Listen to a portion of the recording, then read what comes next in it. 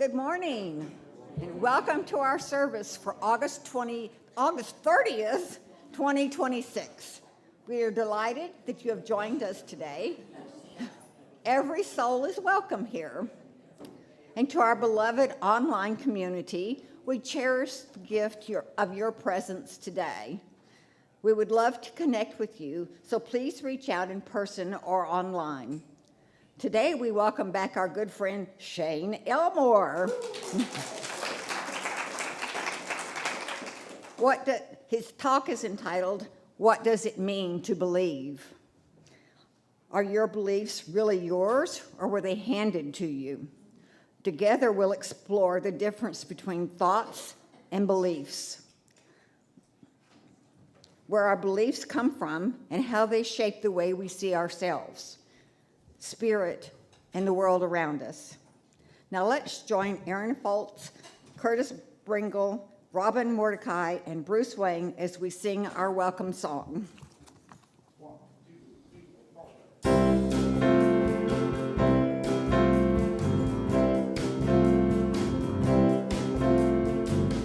choosing heaven today.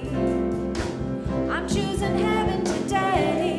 I am walking the road of heaven right now, singing, I'm choosing heaven today.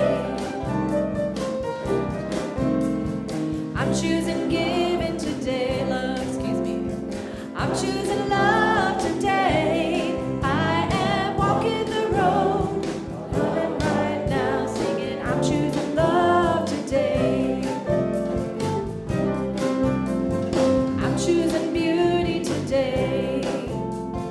I'm choosing beauty today. I am walking the road of heaven right now, singing, I'm choosing beauty today. I'm choosing prayer today. I'm choosing prayer today. I am walking the road of prayer right now, singing, I'm choosing prayer today. And walking the road of heaven right now, singing, I'm choosing heaven today.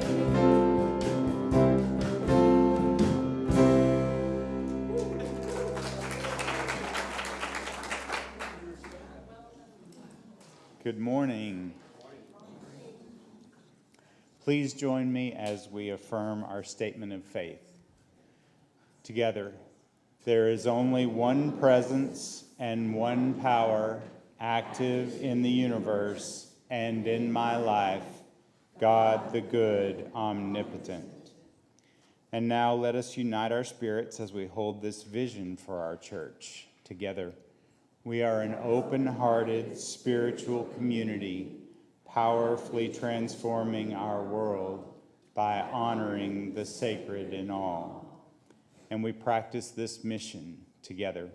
Inspired by our shared spiritual awakening, we offer practical teachings that empower healthy, abundant, and meaningful living. Today's daily word reading is let go, let go. And the affirmation is, I imagine wonderful new possibilities when I let go and let God.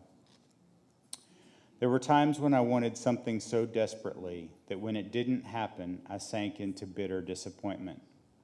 I told myself stories that left me stuck and resentful. It wasn't fair. It was a mistake. I missed my last chance. I have come to look at these episodes in a different way. Now, when faced with an unwelcome outcome, I resist self-pity and let go and let God. I release my rigid expectations and use my imagination to envision all kinds of possibilities. Freed of the need of control, I trust divine order and divine timing. Letting go and letting God is my way of living my faith, welcoming grace and believing the best and highest outcomes are unfolding. I let go, let God, and know peace. And from Psalm 119, verse 18, open my eyes so that I may behold wondrous things out of your law. Now with our centering prayer, Tanya Crenshaw.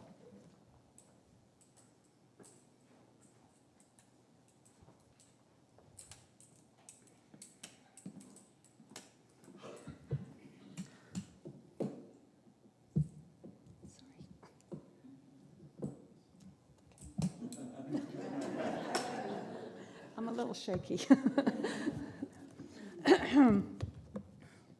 Okay, before we begin, let us center ourselves. Take a deep breath in and let it out. And in this moment, we hold in love all those throughout our world who are suffering. And may they be held in the presence of love, strengthened by compassion, and surrounded by peace. And perhaps for us, the invitation is this: let go and let God. It sounds so simple until there is actually something we have to let go of. Recovery has a way of reminding you how little you control. I can show up, I can do the work, and I can take the next right step. But I cannot command my body to heal the way I want it. Perhaps this is where surrender begins.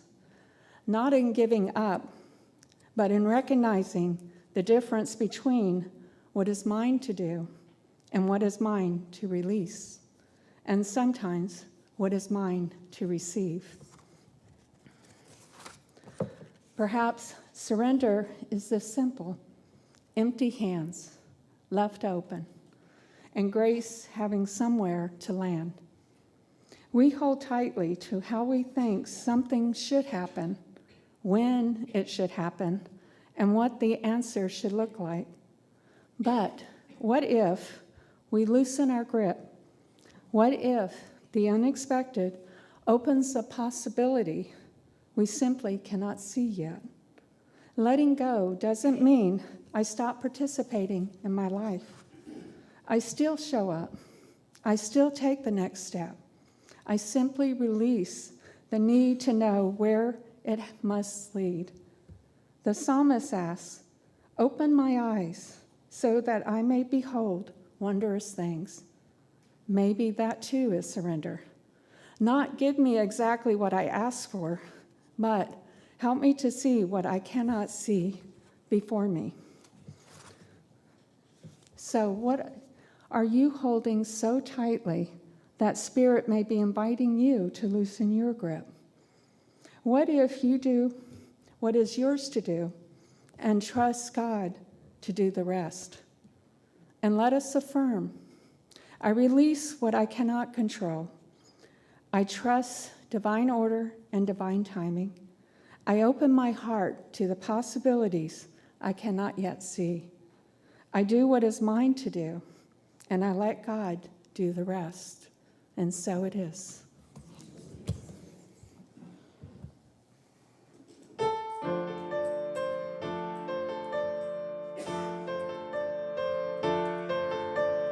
Drink up, baby, down.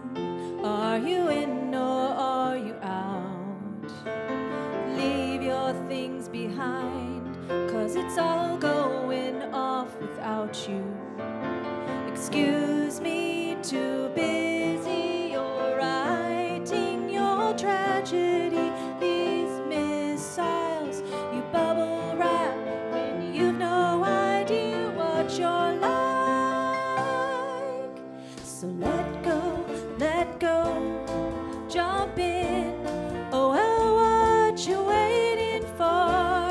It's alright, 'cause there's beauty in the breakdown. So let go, just get in. Oh, it's so amazing here. It's alright, 'cause there's beauty in the breakdown.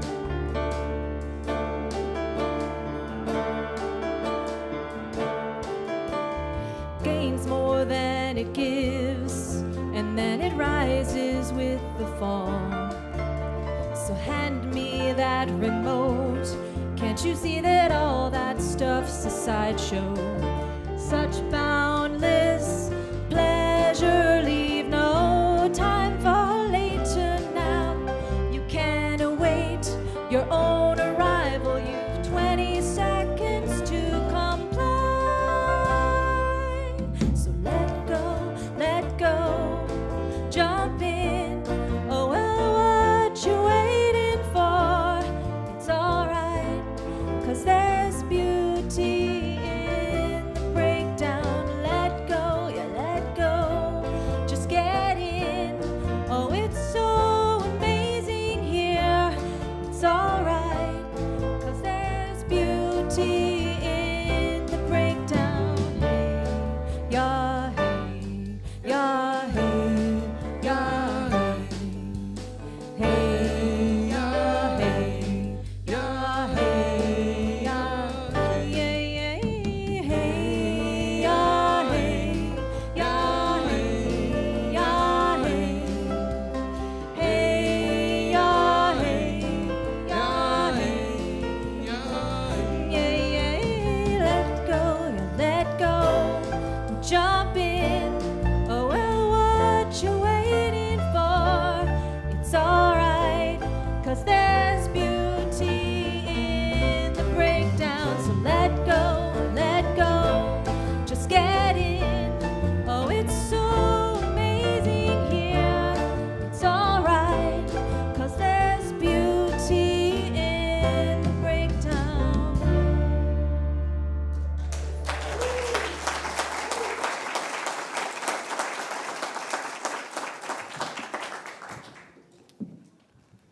Good morning, good morning. Give it up for the band again. Thank you so much. And I tell you, if you would, give a round of applause for Joshua and Amy last week. They did a fantastic job. So grateful for them and the message that they shared. I thought it was fantastic. If you've not had a chance, go online and watch it with the live stream. It was so good. But I tell you, it's exciting to be here. I'm excited to be able to speak with you this morning about what it means to believe. And like many of my talks, I try to keep it practical. I try to keep it simple. I don't think there's going to be anything that I share this morning that's going to be like, wow, my mind is blown. I've never thought of that, right? But it's a way of just kind of going back and remembering some important things about who we are, about our beliefs. But before we jump into that, I just want to talk about this week. It's been a wild and crazy week, has it not? One of the things that I've found it hard to as I truly feel the call to unplug from a lot of the media and the things going on. It's how do you stay up to date on world events and the things that are happening? I'll share this little hack with you. I know there's controversial beliefs around ChatGPT, but one of the things I've found is I just told ChatGPT, could you scour the internet once a week and give me the relevant news, and it'll give you a little update. And so to kind of keep up with world events.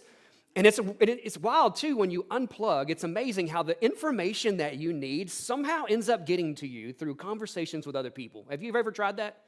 It's amazing. So that's one of the hacks I've found. I don't watch CNN, and I don't watch Fox, and I don't watch CNBC and all these things because, honestly, it just makes me depressed, and I want to focus on my lived experience and the world around me. So that's a little hack. But this week, it's been wild and crazy. We want to honor and thank Dolly Parton for, and everything I've ever heard about her. She was an amazing human, and she was very big in the women artists in early times when it was difficult for women, especially in country music, to break through. And so she's transitioned on. And of course, there was the tragedy that happened in Nepal, and I know there's still things going on in Gaza. There's still things going on in the Ukraine. So we come into this time when we're connecting with each other, but we live in tumultuous and crazy times, and there's so much going on. So just breathe that in. Kind of let that go. I'll give you a bit of an update on some of the wildness and craziness that's been happening in my week. First of all, I noticed volunteering at the Serenity Garden this week. Both Tommy and Mike are down in their back. And I'm thinking, well, they're old farts, And I had an event that happened on Friday night, and save me my dignity and my honor. I'm not going to tell you what happened. It was enough that I had to tell it to the ER doctor. But I learned that I'm 47, not 27, and there's a part of me that still thinks I'm 17. And I did something foolish, and I took a fall. Now, that's that type of fall that when you get up, your pride goes, I'm okay. And then 10 minutes later, it's like, my legs don't want to work. what in the world? And so I ended up going to the ER, and it was bad enough that I had to tell the ER doctor how it happened. But honestly, yesterday morning, I was like, how are we going to get a wheelchair up here on this stage so I could actually deliver this message? So if you see me walking around like I'm 90, my back's a little tender. So it's been wild. It's been a crazy week, but I'm happy and excited to be here. And then also, I've been asked the question a lot about Africa and what I learned, and it's so wild how long it really takes to integrate an experience like that. And one of the big things that's happened in my life just recently is, you know, when I was in Africa, I learned a lot about the Bwiti, I learned a lot about the medicine Iboga, that's what I went there for. But one of the observations that just hit me really hard was that they don't have nursing homes in Africa. You know, I didn't go there expecting to like really take that away, but it was something beautiful about their culture. And I'm not, and there's appropriate reasons and things that nursing home is a thing that has to happen. But there they have this deep, deep respect for their elders. And it was beautiful to see ceremony of multiple generations of men and women who were probably in their 80s, but they were still a part of the culture. They're still a part of family, and they were able to celebrate that all together. So that's something I took away from Africa that really resonated with me, that I've been integrating. What does this mean for me? Like, why is this important? And then I went to Costa Rica and did a lot of healing work. And so one of the things that came up in my life was, you know, my mom for the last 24 years has lived in Florida alone. And I'm having phone conversations with her, and her health is failing. She just turned 70 years old. And I'm like, what does this all mean? What does this mean? And I'm integrating Africa and my experience in Costa Rica.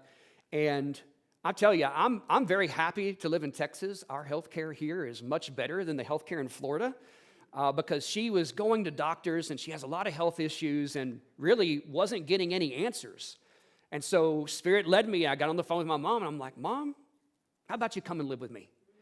And so, yeah, I got a cargo van, drove to Florida, loaded my mom up, brought her back, and it's been good.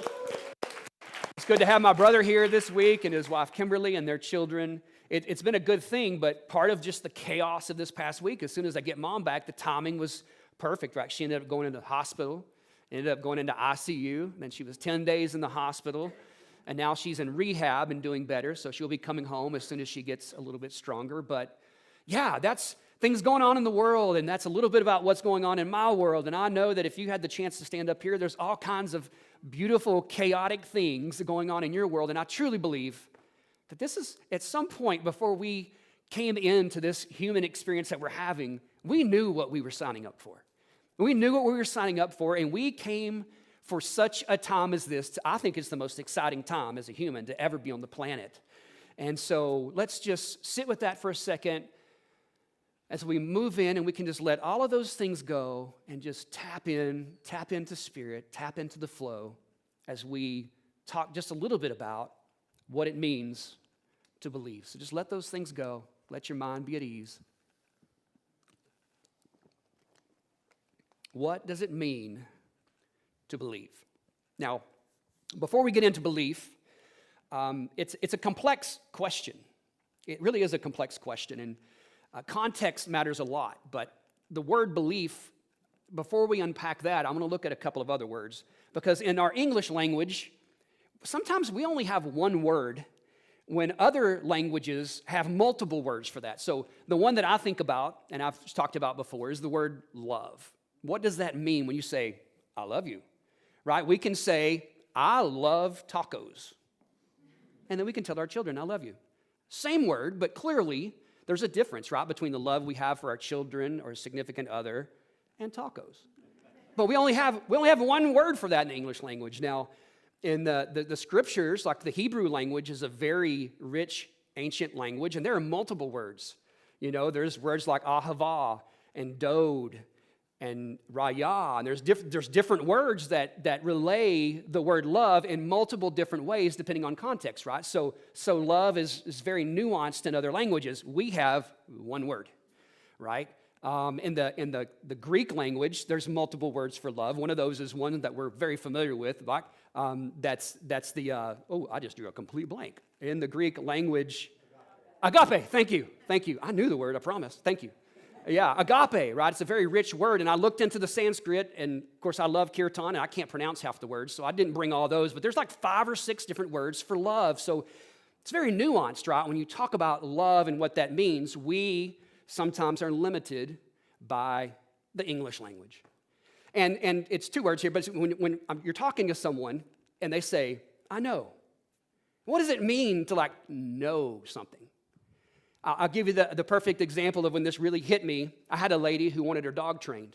And it was one of the most out-of-control dogs you will ever see in your life. And we're doing a consult, and we're going over some of the basics, like dog behavior.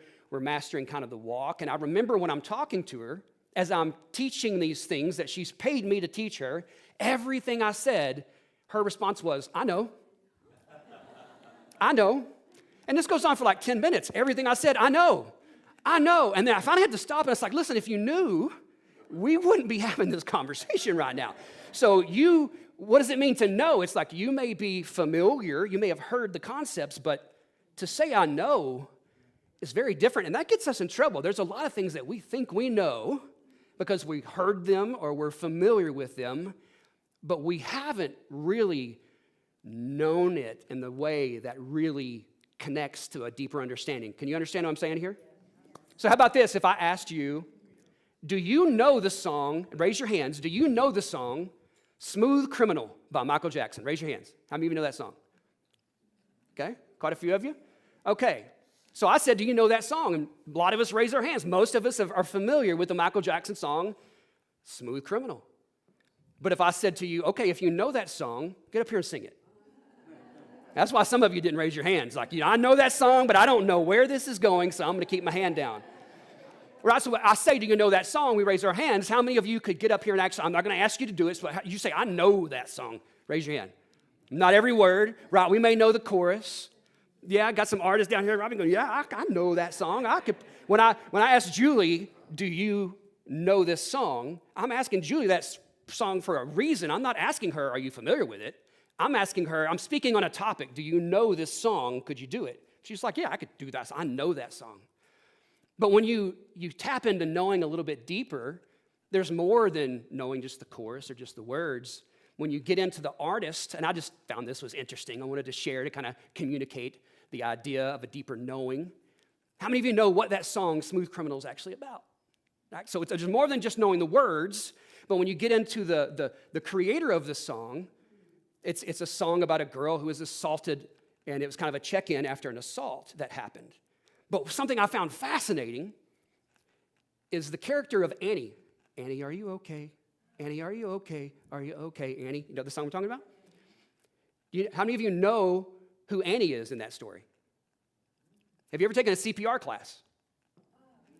Yeah, so what happens when we're teaching CPR, the mannequin that we do work on, her name is Annie. So Michael Jackson had to take a CPR class and had several of his people go through. So Annie was a character because the first thing you do in a CPR class is you say, Annie, are you okay? Annie, are you okay? You see? So it's a deeper knowing it's more than just saying, I know a song, but to really resonate with it, know the words, know where it comes from, get into the heart. That's when you see artists that get up and sing. It's more than just knowing the words. There's a deeper knowing. One more little song trivia. How many of you know the song Closing Time by Semisonic? Closing time, one last call for alcohol, so finish your whiskey, your beer. Closing time, you don't have to go home, but you can't stay here. Yeah, you know that song. How many of you know what that song's actually about? It's just a deeper level of knowing. I always thought that song was about a bar that was closing, and they're sending the people out into the world because that's what the words say. But when you really connect with that song and know it, the artist was expecting a child. And so that song is really about giving birth to a child that was coming into the world. And he knew that singing a song about that wouldn't resonate, so he wrote the song in a way that make you think it's about closing of a bar, but it's really about a child that's coming into the world and it's closing time, and it's time to take you to the places you will be from. I just thought it was beautiful, right? So to love, to know, these are beautiful words, but they're limited. And so I ask you this morning, what does it mean to believe? What does that mean? We have the same challenge with that word as we do with love and knowing. This came about, and he's become a very controversial figure, and you may not agree with anything that he has to say, but I resonate with some of the teachings of Jordan Peterson. He's a personality psychologist out of Canada, and he's been heavily politicized for some of his views. But I like his structured arguments, the way that he comes about things, and I feel like he's a person who's an intellectual who's truly just trying to understand the world and bring, his research as a psychologist into our culture and our world. But I was struck when he was asked the question, do you believe in God, in interviews? And there's not a single time that Jordan Peterson answers that question. Because first of all, he's like, this is a 15-minute interview. And you're asking me, do I believe in God? And he always goes, what does that mean? What does it mean? Like, we can't unpack this. You have an idea of what you think it means to believe when you're asking that question, but he knows there's so many different levels and knowings of what it means to believe. So it was that interview that caused me to begin to think. And then a book I would highly recommend if you haven't read it. It's The Way to Love, The Final Meditations of Anthony DeMello. Incredible little book. It's very transformative in my life. But as he's talking about love and he's talking about belief, he gives this description that really resonated with me in such a deep way when talking about what it means to believe.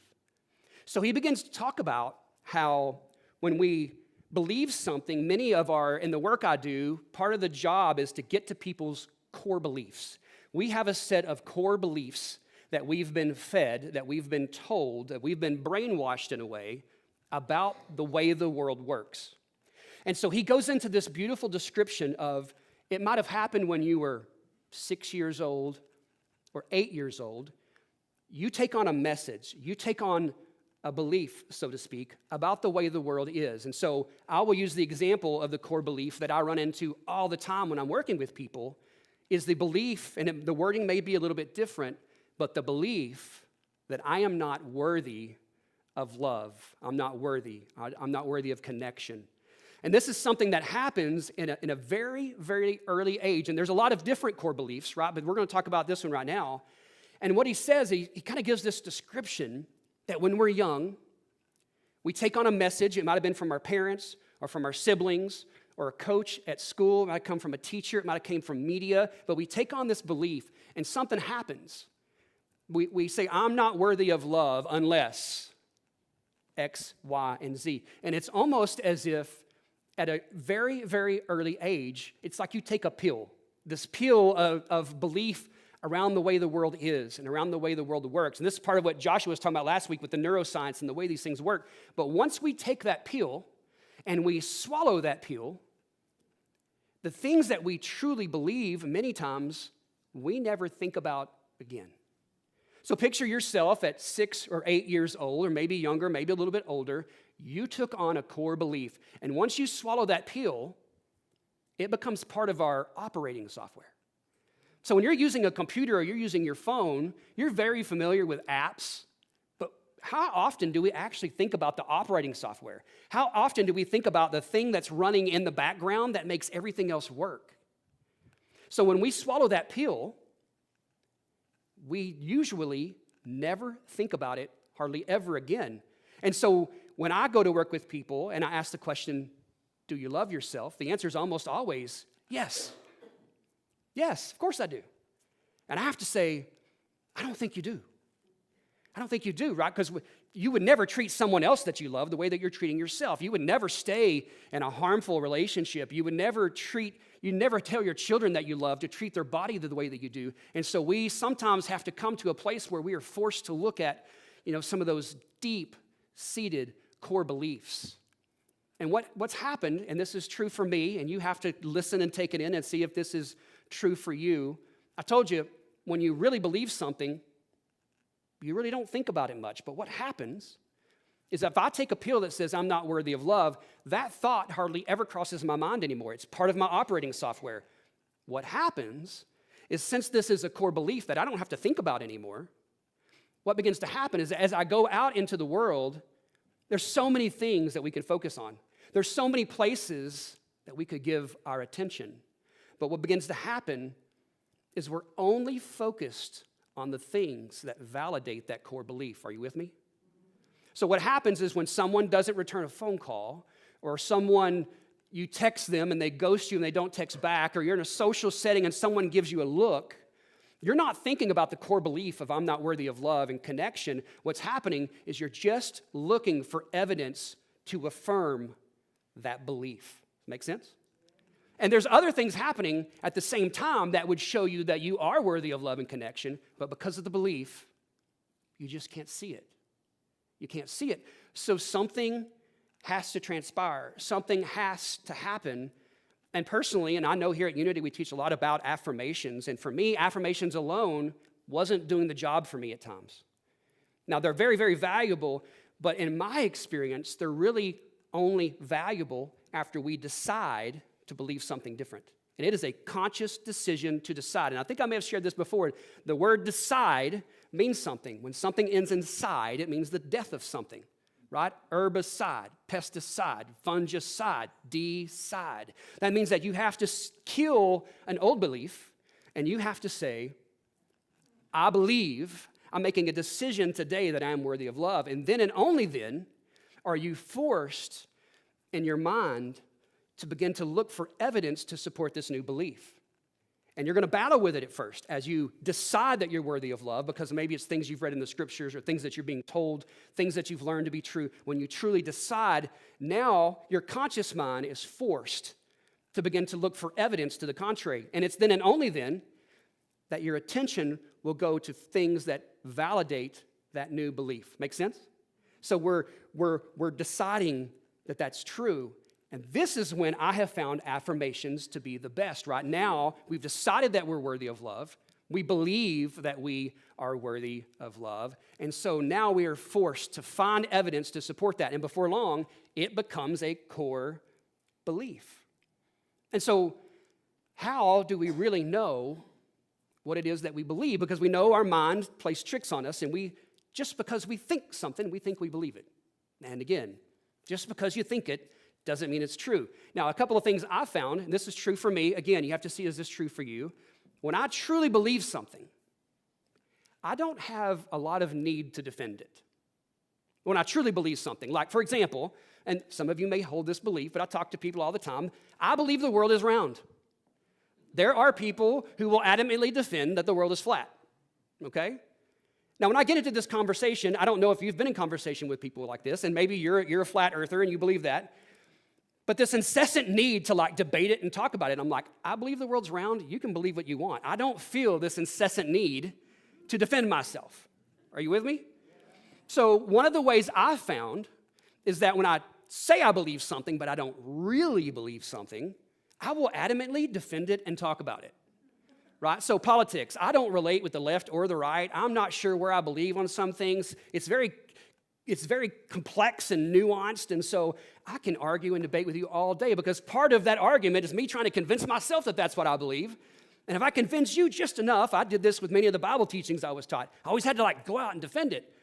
What I've learned is, you know what, Shane? You don't really believe that, or you wouldn't have the need to defend it. So if you find yourself having to defend the stance, regardless of what you say you believe, that's evidence that maybe you don't really believe what you say you believe. So that's just one way of looking at it. But the most valuable way that I have found to truly tap into this idea of belief, the most accurate way to truly identify with what it is that you believe, is not to think about your thoughts, not to think about the things you say, not to think about the things that you feel the need to defend, but the best way to truly tap into what you believe is to look at your actions. Our actions will reveal our true belief. Our actions will always identify the true belief. And so if you find yourself in a destructive behavior, or you find yourself doing things that you don't know why you're doing them, you have to ask yourself this question: what would a person have to believe in order to act this way? Right? So when you find yourself maybe not eating the food that you know is good for you, Or maybe you're doing silly things. I believe I'm 17 in my mind, but I'm doing silly things that cause me to have a fall. Like I'm encountered because my actions are contrary to that. And I have to remind myself that I'm not 17, I'm not 27, I'm 47, and I just can't do the things that I used to could do, right? It's my actions that cause me to truly sit with and wrestle with the idea of what it is to believe something. So I hope that those are just little tips that can help you as you go on this journey with me of really tapping into not just the things that I think, not just the things that I say, but the things that I truly believe. And coming in toward the end of this, as we go to land the plane here, in the spiritual context, and again, I know it's what's so beautiful about Unity, we have so many different schools of thought. You know, I kind of came up through the Christian tradition, so a lot of that has stuck with me. I love learning about other religions, but a part of my construct, a part of my world, is a belief in around the person of Jesus. And I've had to wrestle with kind of like what Jordan Peterson said. What does it mean if we're called upon to believe in Jesus? Like, what does that mean? So when we're called upon to believe, for example, the person in Jesus, how do we know what we believe? Like, you know, and again, there's some writings by Paul in the New Testament that belief was all about confession, like confess that Jesus Christ is Lord and Savior, and God raised him from the dead to believe. Is that what it means? Is that what it means to like believe in Jesus? Is to simply confess and say, I believe Jesus is the Son of God. I believe he was born of a virgin. I believe he died on a cross and was resurrected. Is that what it means to believe? Is it mean to believe properly about this historical character that we still talk about 2,000 years later? Is that what it means to believe? Is it that simple of just saying, believing correctly about who this person was? Or does it mean to believe to simply acknowledge the fact that this was a historical character? Some people don't think it was even a character that existed. So what does it mean to believe in Jesus? Do I have to believe all those things? Do I have to believe in the virgin birth? Do I have to believe in the resurrection? Do I have to believe in all these things that we've been brainwashed and we've been told? Is that what it means to believe in this person?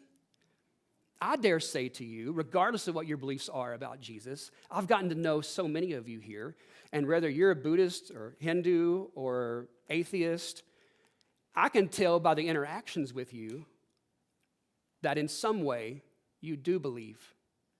Because the deepest way to show a belief in an example of a person of Jesus or Buddha is through our actions.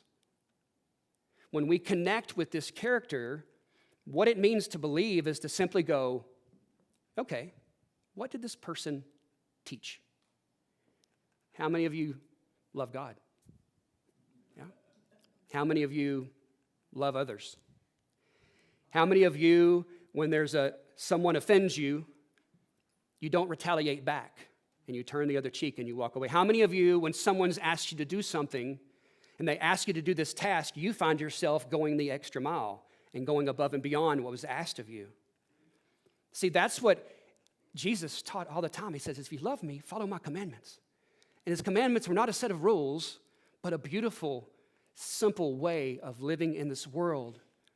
And so bringing this all together, talking about what it means to believe, is look at your actions. And regardless if you believe this person existed, if you believe he was the Son of God, if you believe he was born of a virgin, if you believe he was resurrected, all of that is pretty irrelevant in my opinion.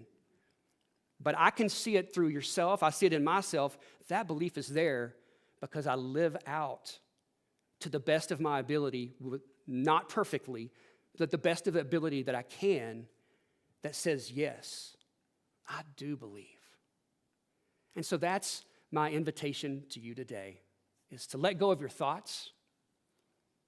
Take a look at your life. Take a look at the actions in your life. To find yourself wrestling with things that you feel the need to defend and to truly get quiet, to tap in and do the hard work of sitting with, what is it that I truly believe? So I'm going to ask the musicians to come up. We're going to have a time of meditation. And, you know, I love this time in the service where, you know, you hear teachings and there's so much that's going on in your world, but this is just a time to sit with this very simple message. This very simple message And I'm going to ask you, if you're comfortable, to close your eyes. Sit up straight with a straight spine and kind of put your feet there on the ground if it's comfortable for you. I'm going to ask you to take a deep breath in through your nose. Exhale with a sigh. Let's do that 2 more times. Deep breath in through the nose. Exhale with a sigh. 1 more time. Deep breath in through the nose. Hold it at the top. Exhale all together with a sigh.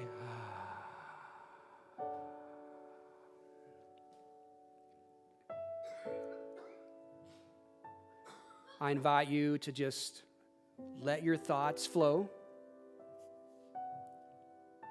as if you're in a river. You're just floating down a river that's a current and a river of love, and all of the thoughts that are coming by, you just let them, you can behold them for a second, but just let them go. They're all downriver. They'll come back to you, I promise. They always do.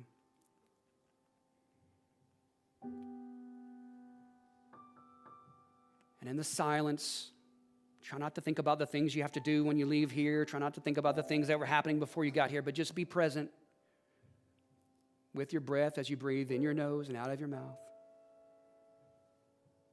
To just connect with Spirit. To feel the love that's all around you.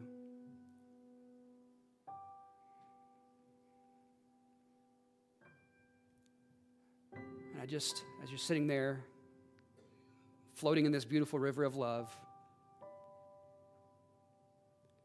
as I've shared with you today, the things about belief, is there something that has come up for you?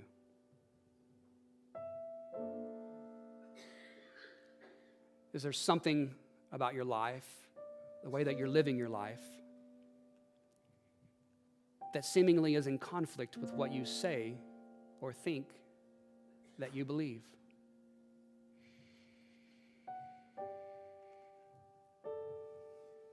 As you think about whatever that is, if something came up for you,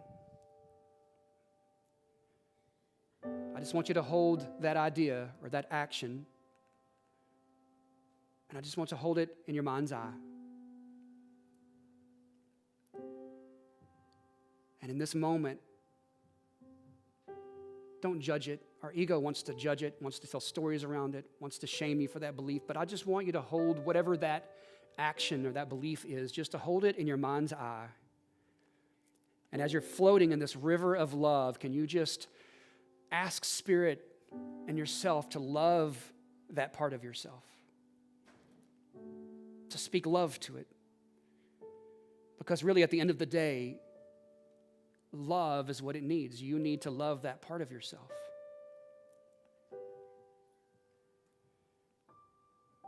And then I would just simply ask, what would have to be true for this to be something in my life that I'm struggling with? What would a person have to believe in order for them to act this way or behave this way or to do these things? And again, without judgment, without fear, as we see that and we behold that and we give love to that, I ask you this question: how does that core belief have to change in order to believe something contrary to that belief that's holding us back? And as you sit with this, and as we get ready to leave this place, my challenge to you, my invitation to you, is that all week long, you decide what's true in your life. And when you do that, you're going to find all kinds of supporting evidence that you are beautiful and wonderful and perfectly made just the way that you are. And you are worthy of love and connection. Spirit, we thank you. We honor you. I honor each and every person that's here. Not everyone has the opportunity to speak on this stage or to play the instruments, but I thank you for each and every person, not just the people who make it happen in the background, but each and every person that's here watching online, that none of this is the same unless you're here to create this beautiful container of love and connection where we get to go every week and partake and allow it to feed and nourish our soul. And so it is, and amen.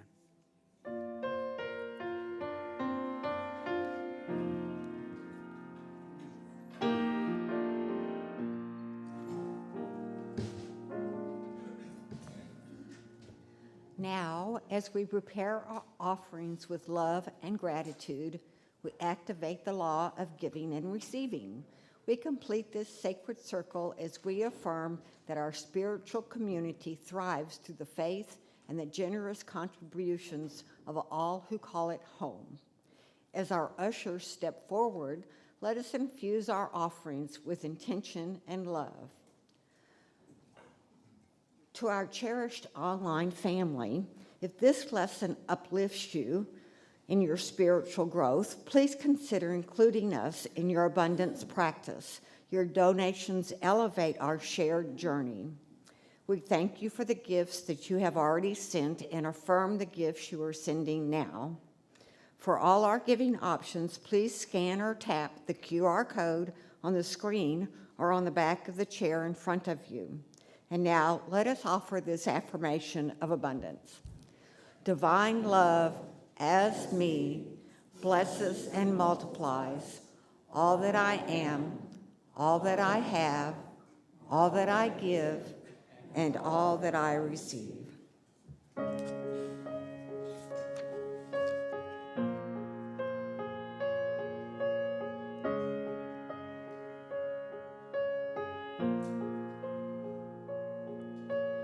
Endless waves in time and space, but the world is ours.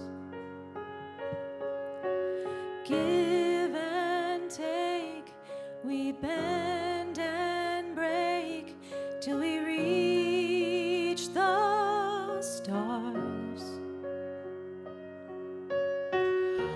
Don't hold back now. I'll fill your hands when they're out. Love is gonna find you, find you.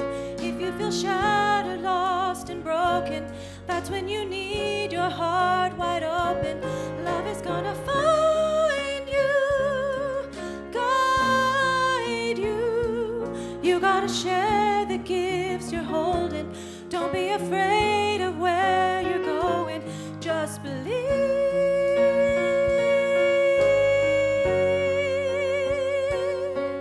The more you give, the more you will receive. Only you control the power in your soul. And all your inhibitions, let them go. Everyone deserves a chance, and we hold them in our hands. Let's make miracles, miracles. Love is gonna find you, find you.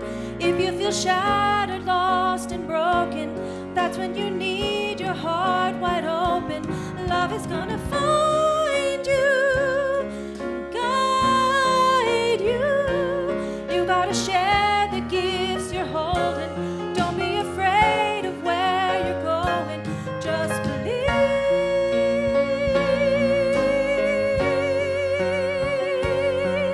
The more you give, the more you will receive.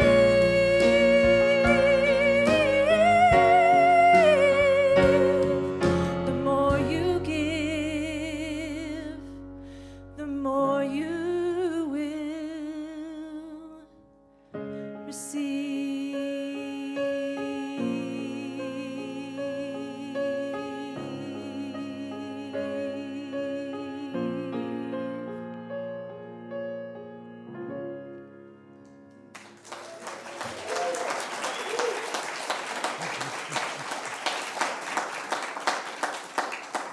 Thank you, Aaron. That was beautiful. With full hearts, let us bless these gifts. Together, we bless these gifts and the givers with our love and gratitude. And now for the announcements. Next Sunday, September 6th, we'll be celebrating World Day of Prayer. We will also welcome a new guest speaker all the way from North Hollywood, California. Alex Taylor, RSCP, will present a talk entitled The Courage to Step into What Spirit is Revealing.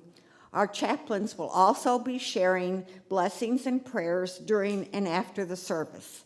Visit unity.org or scan the QR code on the screen to learn more and register for online Unity events.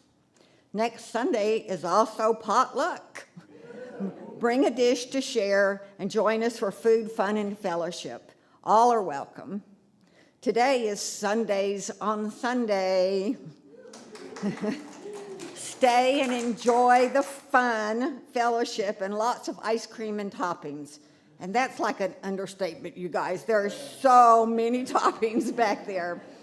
And actually, you'll go in just like you do for potluck, but the ice cream will already be scooped into bowls, and you can pick your flavor and then add your toppings. We do ask that parents keep their kids with them for this, because it could turn into a bowl of nothing but candy.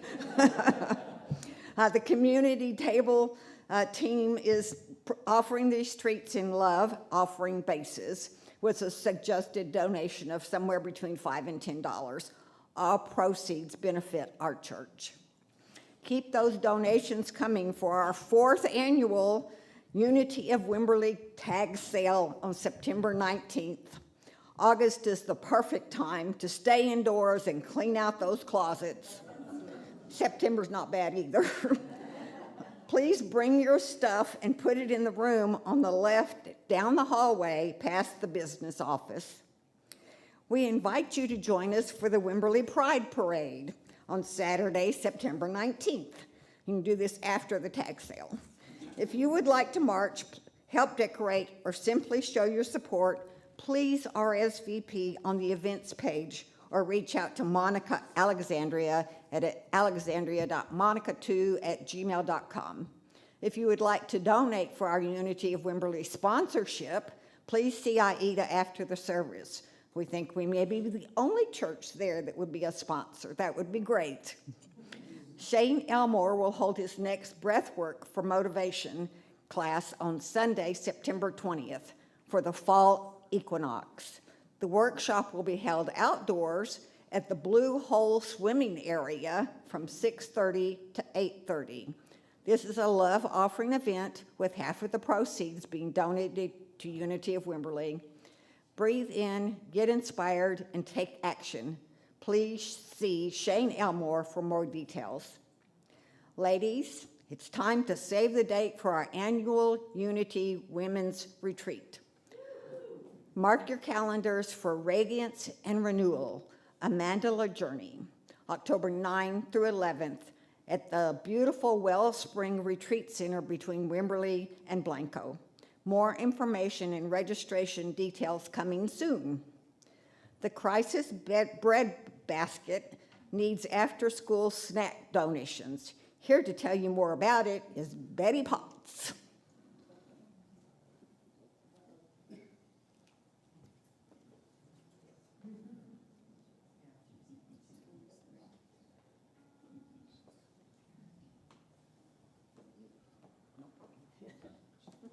All right.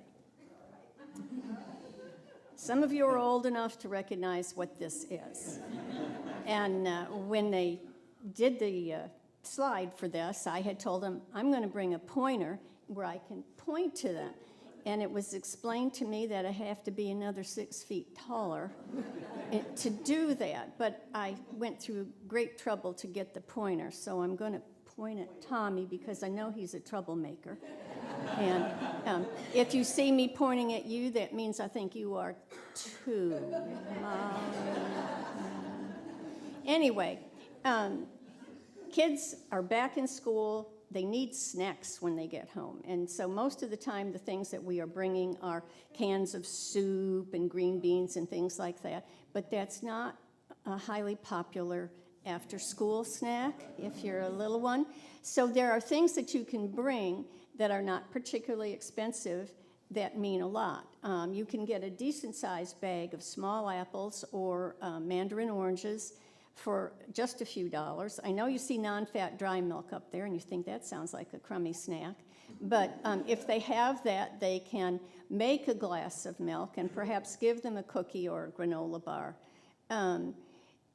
Raisins, I was never a fan of raisins. I'm not sure why that is a snack. But anyway, if there's something that you or your children asked for when they came home from school that's reasonable, peanut butter crackers, animal crackers, any little things like that, let's use September to fill the baskets once again with things that kids can grab when they get home from school. Thank you.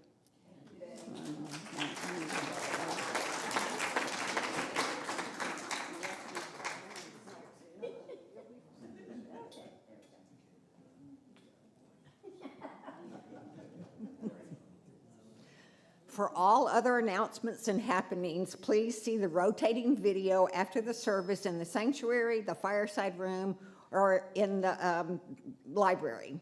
And as always, you can also visit the events page on the website. If you are visiting today, please consider filling out a blue information card located on the front foyer table, or access an online visitor's card through the tap tags on the chairs so we can connect with you. As a reminder, Tanya Crenshaw will be available to pray with you after the service up on the stage. Now, let's send a blessing to our children in the classrooms. Together, we love you, we bless you, we appreciate you just the way you are. And now, please join us as we pray our prayer of protection. The light of God surrounds us. The love of God enfolds us. The power of God protects us. The presence of God watches over us. Wherever we are, God is, and all is well. I release